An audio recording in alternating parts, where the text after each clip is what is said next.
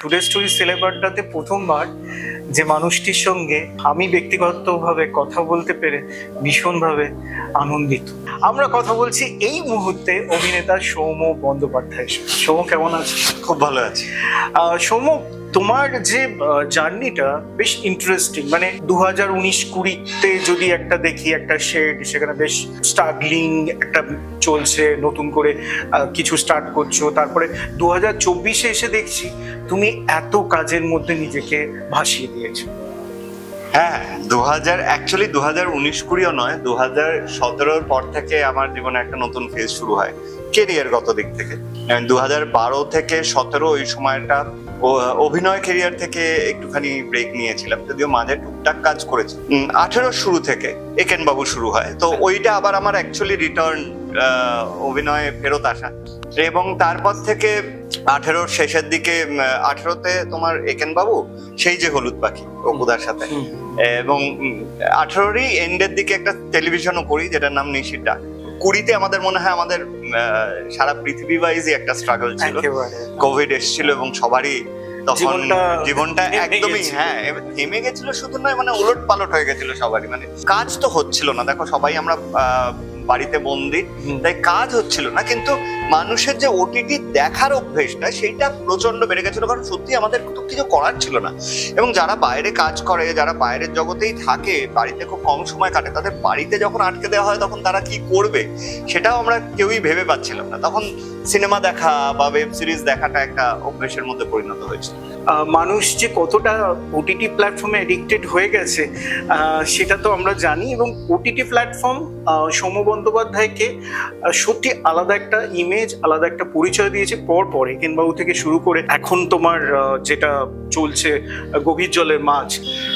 একটাই যেটা সুবিধা হয়েছে ওটিটি প্ল্যাটফর্ম, এবং 2018 সাল থেকে যে পথ চলাটা শুরু হয়েছে, আমি হইচইর জন্যই মেইনলি কাজ করেছি, এবং তাই জন্য বলবো যে বিভিন্ন ধরনের চরিত্র এক্সপ্লোর করার সুযোগ পেয়েছি। এবং পর মানে তুমি যদি দেখো যে কাজগুলো আমি করেছি, একটা চরিত্রের সাথেও একটা চরিত্রের মিল নেই। হ্যাঁ, কোনো মিল নেই। মানে আলাদা একেন বাবু করেছি, তার সাথে সেই যে হলুদ পাখি যখন করলাম একজন পুলিশের চরিত্রে, কিন্তু ওই পুলিশের চরিত্র আবার দময়ন্তী যখন করছি, সেই পুলিশের চরিত্রটা কিন্তু আলাদা হয়ে গেল।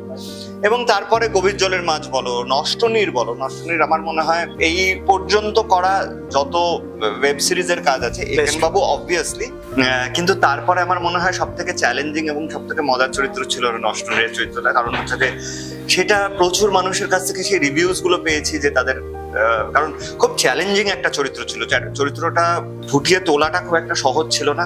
আমার কাছে মনে হয়েছিল নষ্টনীর চরিত্রটা এমন, ওটা একটা ডিউটিও মনে হয়েছিল যে এই ধরনের মানুষ তো আছে যাদেরকে দেখে, এবং আমি খুব খুব ক্লোজলি এরকম মানুষ দেখেছি যাদেরকে দেখে না বোঝার উপায় নেই, তাদের ডার্কার সাইডও আছে, এবং সেই ডার্কার সাইডটা কতটা ভয়ঙ্কর হতে পারে। তো সেই সব মানুষের চরিত্র তুলে ধরাটা আমার কাছে মনে হচ্ছিল একটা ডিউটি মতন। আমার এই সব চরিত্র করতে করতে তোমার জীবনে যে টলিউডে যে এতদিনের যে যাত্রাটা, সেই যাত্রাটার মধ্যে ভেরিয়েশন, নতুনত্ব কি তুমি খুঁজে পেলে এই চরিত্রগুলো করতে করতে? ছোটবেলায়, মানে অনেক অল্প বয়সে যখন তোমার থিয়েটার করা শুরু, তখন শুনতাম যে একজন অভিনেতার প্রধান কাজ হচ্ছে অবজার্ভ করা। সেই অবজারভেশনটা যে কি কাজে লেগেছে সেটা এই চরিত্রগুলোর যখন শুনেছি বা যখন ডেভেলপ হয়েছে, সেইগুলোর মধ্যে হয়তো শোনার সময় অতটা ডিফারেন্স বোঝা যাচ্ছে না, কিন্তু যখন আস্তে আস্তে আস্তে আস্তে সেগুলোকে গঠন করা হচ্ছে, তাই চরিত্রায়নগুলো করা হচ্ছে, তখন ডিফারেন্সেস গুলো হয়ে যাচ্ছে, বুঝতে পারছো?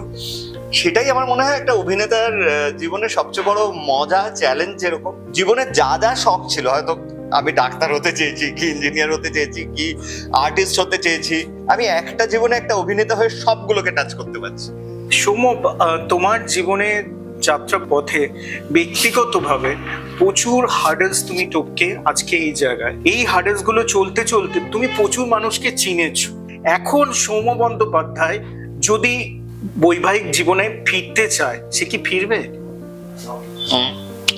এটা বলা খুব মুশকিল, জানো তো। কারণ হচ্ছে যে বৈবাহিক জীবনে ফেরা মানে এইটা তো পুরোপুরি একটা গ্ল্যান্ডুলার সিক্রেশন। কারোর জন্য যদি হয়, কখন হবে, কেন হবে, নোবডি নোস।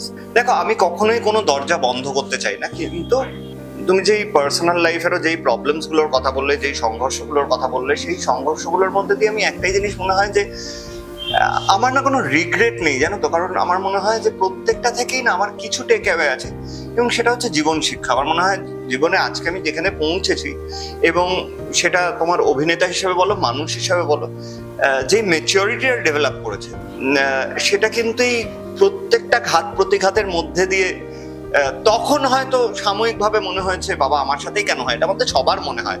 এবং আমি যত আমরা পৃথিবী দেখি, পৃথিবীর অন্য মানুষদের সাথে, তোমার সাথে আলাপ হয়েছে, এরকম প্রচুর মানুষের সাথে আলাপ হয়, তত দেখি যে আমি তো একা নয়। প্রত্যেকটা মানুষই কিন্তু প্রত্যেকটা মানুষ নিজের মতন করে একটা সংঘর্ষের মধ্যে দিয়েই, এই ঘাত প্রতিঘাতের মধ্যে দিয়েই যাচ্ছে। তবে ওই থ্যাংক গড যে আমার বন্ধু বাক্যটা দারুণ, এবং সেই বন্ধুরা আমাকে সাহায্য করে। আমি মানে আমাকে পড়ে যেতে দেয়নি।